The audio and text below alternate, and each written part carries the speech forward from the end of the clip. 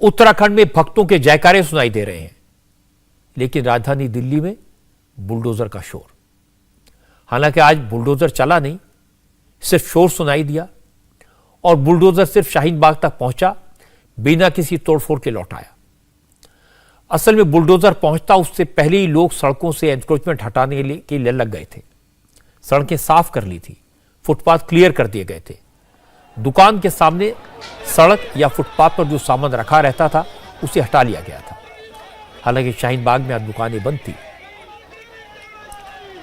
क्योंकि एमसीडी ने सोमवार को एंटी एनक्रोचमेंट ड्राइव की सूचना पहले से दे दी थी। पुलिस फोर्स तैनात कर दी गई थी, इसलिए बुलडोजर का विरोध करने के लिए भी लोग सुबह से पहुंच गए थे। इसके बाद शाहीन बाग इलाके में दिन भर ड्रामा हुआ। मामला सुप्रीम कोर्ट तक पहुंचा, लेकिन कोर्ट ने इस मामले में दखल देने से इनकार कर दिया। आज सुबह साउथ दिल्ली नगर निगम की टीम जब भारी पुलिस फोर्स के साथ शाहीन बाग पहुंची, उस वक्त एमसीडी की टीम के पास बस एक ही बुलडोजर था, लेकिन वो बुलडोजर भी आगे नहीं बढ़ सका क्योंकि लोग उसके सामने आकर खड़े हो गए। बुलडोजर के सामने लोगों ने धरना दिया, नारेबाजी की, हंगामा किया और लोगों ने बुलडोजर को आगे नहीं बढ़ने दिया।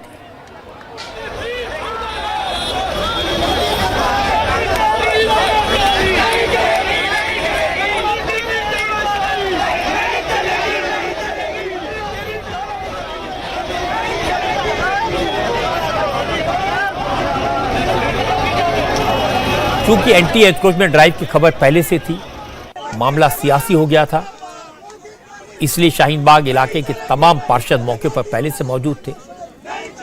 बहुत देर तक नारेबाजी चलती रही और इसके बाद सियासी बयानबाजी शुरू हुई। इस इलाके में आम आदमी पार्टी का दबदबा है, विधायक भी आम पार्टी के हैं और सारे पार्षद भी। विरोधी प्रदर्शन में इलाके के पार्षद और उनके सपोर्टर्स मौजूद थे। इन लोगों ने कहा कि जब इस इलाके में किसी तरह का एनक्रोचमेंट हुआ ही नहीं, कहीं किसी सरकारी जमीन पर कब्जा किया नहीं गया, फिर बुलडोजर इसलिए पहुंचाया गया क्योंकि इस इलाके में मुसलमान ज्यादा रहते हैं।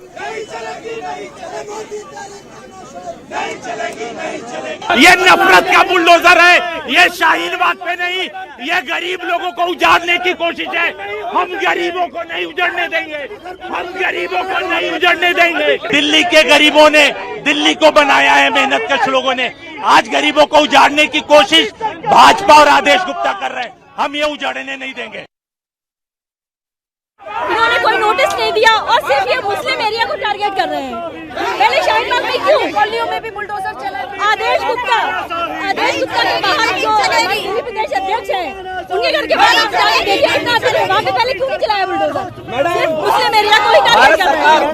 आज संवैधानिक बुलडोजर लेकर आए हैं, आज संवैधानिक तरीके से बुलडोजर चलाया जा रहा है। आप डिमोलिशन करना चाहते थे, आप डिमोलिशन करना चाहते थे, नोटिस देते, लेकिन यहाँ पे कोई नोटिस नहीं दिया गया।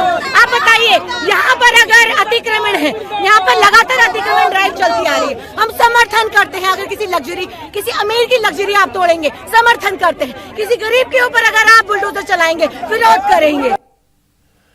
हालांकि एमसीडी की टीम वहां पहुंचती इससे पहले लोगों ने अपने आप एनक्रोचमेंट हटा लिए थे। शाहीन बाग के जिस इलाके में आज एमसीडी टीम पहुंची, वो रोड 20 फीट वाली रोड का इलाका है। बड़े बड़े शोरूम के आगे यहाँ 20 फीट चौड़ी सड़क थी, लेकिन इस पर दुकानदार अपना सामान रखने लगे थे, रेहड़ी पटरी वाले दुकान लगाते थे। इसके अलावा इस 20 फीट की रोड को गाड़ियों की पार्किंग के लिए भी इस्तेमाल किया जाता था। लेकिन जैसे ही शाहीन बाग के इलाके के लोगों को खबर मिली कि एमसीडी की टीम आज बुलडोजर को लेकर आने वाली है, एनक्रोचमेंट पर हटाने वाली है, उससे पहले लोगों ने इस 20 फीट चौड़ी सड़क को खाली कर दिया। इसलिए किसी तरह का एनक्रोचमेंट आज नहीं दिखा। हालांकि एक घर के बाहर रिपेयरिंग के लिए स्कैफोल्डिंग लगाई गई थी, एमसीडी की टीम ने उसे हटाने को कहा। हालांकि लोगों ने दलील दी कि ये टेम्परेरी है, रिपेयरिंग का काम होने के बाद ये हटा लिया जाएगा। और बाद में जब एमसीडी के लोग नहीं माने तो वहां मौजूद लोगों ने खुद ही स्कैफोल्डिंग को गिरा दिया।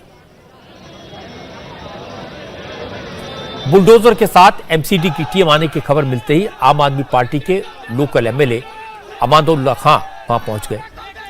अमातुल्लाह खान ने दावा किया कि जब से एमसीडी ने एंटी एनक्रोचमेंट ड्राइव की है, उन्होंने खुद इस इलाके का अतिक्रमण हटा दिया। अमातुल्लाह खान ने कहा कि उन्होंने एक मस्जिद के बाहर बने वजू खाने और टॉयलेट को भी तोड़वा दिया। अगर एमसीडी को लगता है कि अब भी शाहीन बाग में अतिक्रमण है, गैर कानूनी कब्जा है, तो वो उन्हें जानकारी दें, वो एनक्रोचमेंट को खुद हटा दें। अमातुल्लाह खान ने आरोप लगाया कि एमसीडी का इरादा एनक्रोचमेंट हटाने का ही बल्कि नफरत भड़काने का है। एक लफ्ज कहा, आप लोगों को मालूम है ना, मैंने खुद हटाया। आप यहाँ लोकल थे, एसएचओ साहब मौजूद है, आपसे हटाकर खुद गया मैं।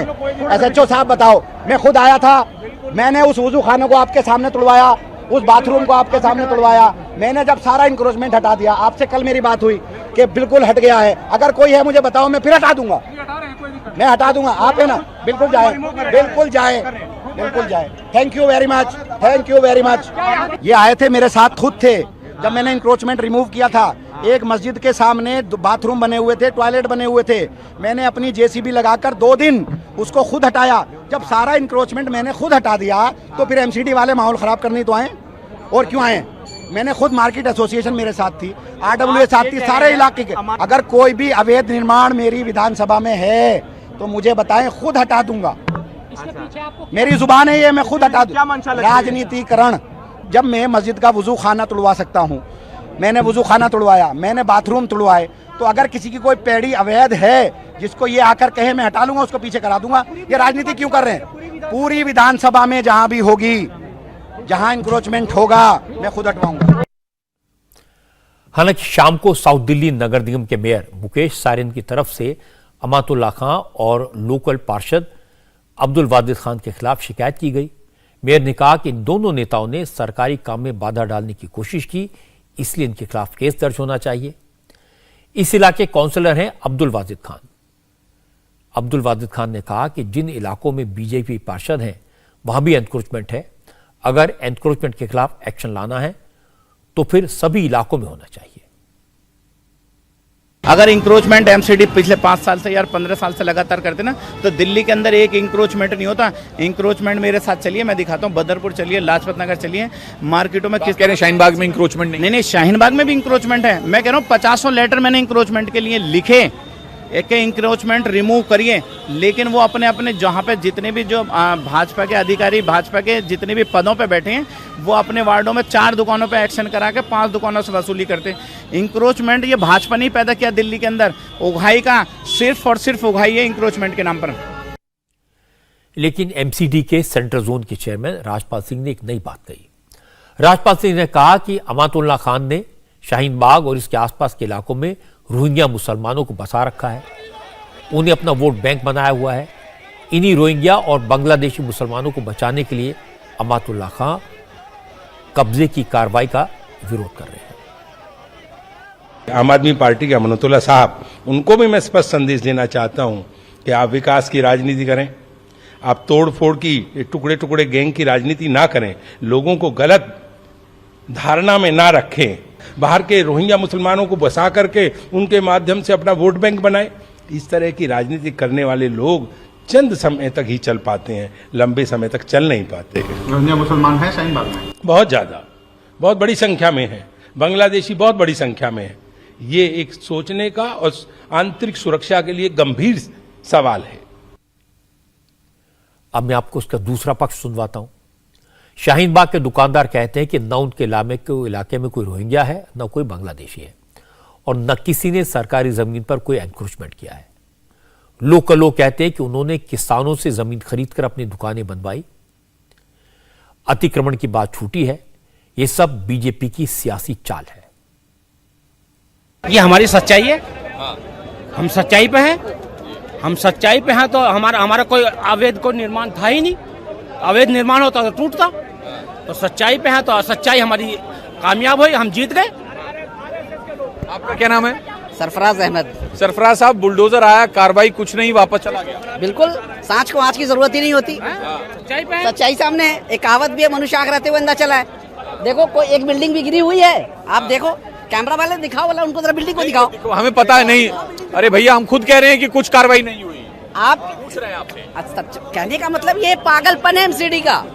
ये तो सही करा उन्होंने, मतलब यहाँ कोई है ही नहीं अनऑथोराइज, सब एमसीडी वाले करा रहे हैं। देखिए कार्रवाई तो इसलिए नहीं हुई कि हमारी जमीन जो है यहाँ पे जो किसानों से ली हुई है, किसानों से जमीन खरीदी है और हमारे पास में जो है कोई सरकारी जमीन नहीं है जो कि तोड़फोड़ की जाए। जो मीडिया इसके पास कोई मुद्दा ही नहीं है एमसीडी के पास में, तो किस लिए तोड़फोड़ करेंगे? तो तोड़फोड़ करने का कोई मैटर नहीं बनता, ना उनके पास कोई ऑर्डर है किस चीज़ का है। तो हमारी जमीन जो है सब किसानों से खरीद के हमने बनाई है। ये बात सही है कि आज सुप्रीम कोर्ट ने शाहीन बाग में एंटी एनक्रोचमेंट ड्राइव पर कोई रोक नहीं लगाई। एमसीडी का बुलडोजर खाली हाथ वापस लौट आया। उसकी वजह कि इलाके में एनक्रोचमेंट तो था, एमसीडी की चेतावनी के बाद लोगों ने खुद एनक्रोचमेंट को हटा लिया। कई जगह अपनी दुकानों को तोड़ दिया, सड़कों को, फुटपाथ को खाली कर दिया और यह दिखाने की कोशिश की कि अब बुलडोजर की क्या जरूरत। और यह बात सही है कि अब तक कभी बुलडोजर पहुंचना नहीं था, इसलिए एमसीडी की चेतावनी का कोई असर भी नहीं होता था। जब कमेटी वाले आते थे तो लोग अपना सामान समेट लेते थे, कमेटी के जाते ही सामान फिर से सड़कों पर आ जाता था।